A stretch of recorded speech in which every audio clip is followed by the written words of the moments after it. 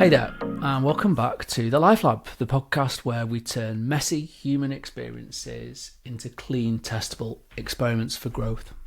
I'm Tom, and today we're tackling a mental habit a lot of high-functioning people secretly deal with, and that is rumination. It's that moment after the meeting where you're still trying to decode a look that someone gave you. It's that night your brain replays a single comment like it's evidence in a trial. Does that sound familiar to you? Well, what if I told you that I don't think rumination is a flaw? And what if I told you that with the right framing, I think it can become a superpower? So let's dig in. So rumination is when we obsessively replay something in our mind, something we said or didn't say or wish we'd done differently. It's not the same as reflection, which can help us grow. Rumination just makes us anxious and tired. And I know the difference because I live it all the time. In my last job, for example, I was in an executive committee meeting. We were deep into the discussion and I spoke up with a concern about one of the proposed priorities. It wasn't out of left field, but it did go against the momentum in the room. And as I stopped talking, I started scanning for reactions, watching people's body language, facial expressions, little micro shifts. And the truth was I couldn't read them. One person had raised an eyebrow. Another looked down at their notes. I was thinking, is that frustration? Is it disinterest? Is it agreement? I just had no idea. And that uncertainty was like jet fuel for my brain. I was questioning, did I sound like I was undermining the plan? Was that the right moment to say that? Have I just come off as being really difficult? And even hours later, I was still replaying that 2-minute exchange like it was completely career defining. And the irony, well, no one mentioned it again. For everyone else, it was just a routine part of the meeting. But for me, it turned into a loop that I was struggling to exit.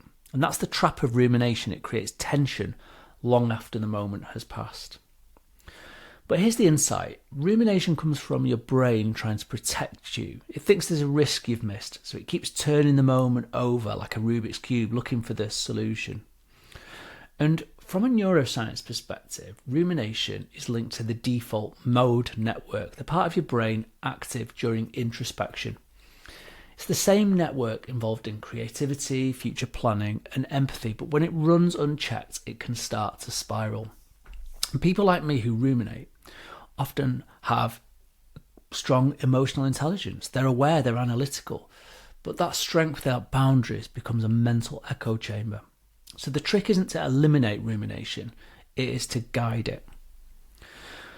So here's a tool I use to try to reframe rumination. It's got 3 steps, easy to remember and I hope quite powerful.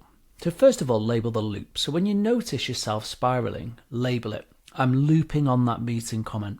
I'm trying to solve for social uncertainty.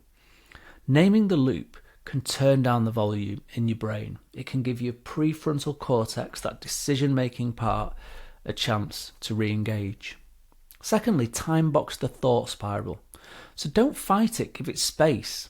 You could even literally set a timer for 10 minutes. During that time, journal or think about it freely. And when the timer's up, hopefully you can stop. This tells your brain, you can process this, but you're going to process it on your terms. And then thirdly, extract the insight. So ask, what's useful here? Is there anything I'd handle differently next time? Or is this just about uncertainty that I need to tolerate? If there's a signal, then great, take it and move on. But if you're like me, often there won't be, so just let it go. And here's what's interesting. Some of the most thoughtful and strategic people I've worked with are ruminators. They replay moments not because they're insecure, but because they care deeply about getting it right. And when that instinct is harnessed, it can become better communication, sharper intuition, and even greater emotional insight. But that's only when it's challenged, not when it's running loose in your mind at 2 a.m. So think of rumination like fire. Uncontained, it burns, but directed, it warms. It lights the way. Next time you catch yourself looping after a meeting, after a presentation or a conversation, just pause. Don't judge it. Let's see if we can use it. Label it, timebox it, extract the signal, and then let it go.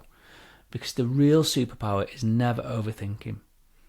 It's learning how to think deeply without drowning. If this episode resonated with you, share it with someone who might still be replaying last week's or even last year's meeting in their head. And if you try that little experiment and try that framework, I'd love to hear how it goes. So send me a message, leave me a review.